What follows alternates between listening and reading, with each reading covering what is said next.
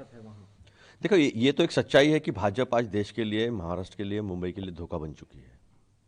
जितने दिन भाजपा रहेगी उतना इस देश के एकता को, अखंडता को, अर्थव्यवस्था को, सामाजिक ताने बाने को खतरा रहेगा।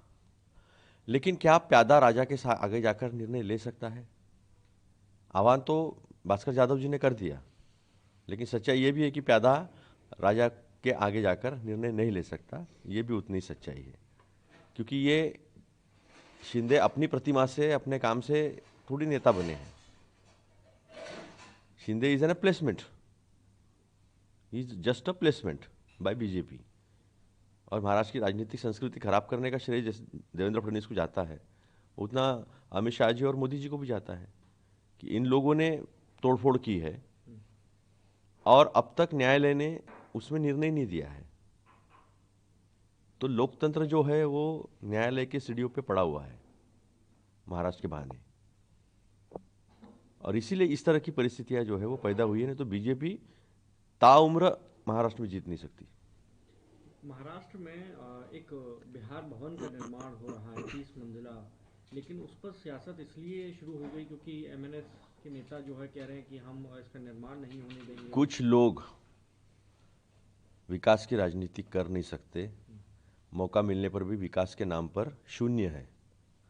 बॉम्बे के अभी भी अपने प्रॉब्लम है, मुंबई में कचरे का बड़ा प्रॉब्लम है, धारावी अदानी ने खा ली है, और ट्रैफिक कंजेशन का प्रॉब्लम है, रोड्स के प्रॉब्लम है, मीठी नदी के प्रॉब्लम है, कई प्रॉब्लम है। उसके ऊपर चर्चा करते हुए लोग क्यों नहीं दिखाई देते हैं?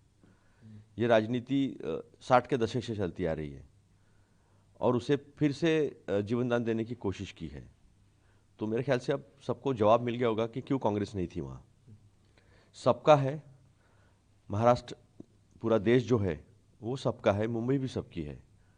हाँ, कुछ मुद्दे हो सकते हैं कि ओवर कंजेशन, ओवर क्राउडिंग, ये कुछ मुद्दे हो सकते हैं, लेकिन अपने ही देश के लोगों का विरोध करना ये कांग्रेस को मंजूर नहीं है। कांग्रेस संविधान मानती है और संविधान सबको पूरे देश में कहीं पर भी बिना रोक टोक जाने की इजाज़त देता है, और उसके साथ हम अड़िग हैं। तमिलनाडु में थे, उन्होंने जिक्र किया कि डीएमके मौजूदा सरकार वहाँ की जो है वो करप्शन से लिप्त है। वहाँ उन्होंने बताया कि किस तरह से पहले हमारी पार्टी गुजरात में बिल्कुल नहीं थी, अखबारों में भी 2 लाइन की खबरें छपती थी, अब हम हर जगह हैं, और सरकार बनाने की भी बात वो वहाँ कर रहे हैं। आप कैसे देखते हैं अब कि गुजरात का आम आदमी कहीं नहीं है। भारी कुपोषण, 70 साल बने हुई नेहरू जी की टंकी इनसे टूट नहीं रही, और इनकी टंकी बनने से पहले ही टूट गई 21 करोड़ की पानी पीने की। गुजरात आज हर हर चीज़ में पीछे है। क्या हुआ आपका धोलेरा का? 25 साल से नहीं बन पाई ना। बिहार में कैग ने 70,000 करोड़ का फ्रॉड जो भ्रष्टाचार सामने लाया था। आर के सिंह आपके खुद मंत्री ने 62,000 करोड़ का बिजली उत्पाद के वहाँ किया हुआ फ्रॉड बताया था। कैग ने द्वारका रोड में 232 करोड़ 1 किलोमीटर के पीछे का घपला सामने लाया था। आयुष्मान का घपला सामने लाया था। तो भ्रष्टाचार से लीत पोत देश के प्रधानमंत्री है। और तमिलनाडु तो विकसित राज्य हो गया है। तमिलनाडु में इंडस्ट्री आ रही है, तमिलनाडु में बेरोजगारी नहीं है, तमिलनाडु में अभी आप हिंदू मुसलमान करने की कोशिश कर रहे हो। तो इससे ज़्यादा आता ही क्या है मोदी जी को? मोदी जब भ्रष्टाचार की बात करने की उनकी अभी हैसियत ही नहीं, उनको कोई नैतिकता ही नहीं बची है भ्रष्टाचार के बारे में। बलात्कारियों के पीछे कौन? तो बीजेपी, मोदी जी। भ्रष्टाचारियों के पीछे कौन? तो बीजेपी, मोदी जी। आप ही ने आरोप किए थे ना, छगन भुजबल जी को आपने 2 साल जेल में रखा, कल वो क्लीन चिट मिल गई उनको।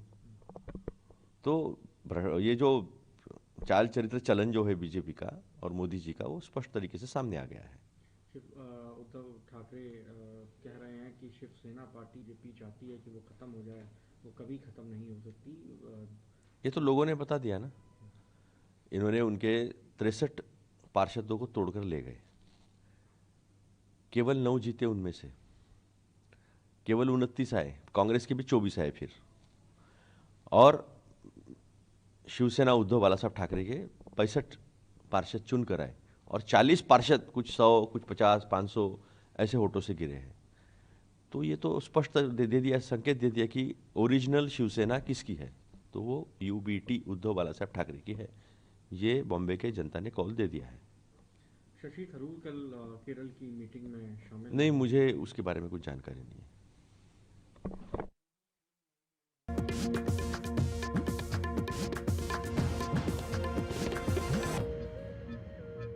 काश्मीर म्हटलं तर बर्फ आणि काश्मीर याचं काही वेगळं नातं नाही.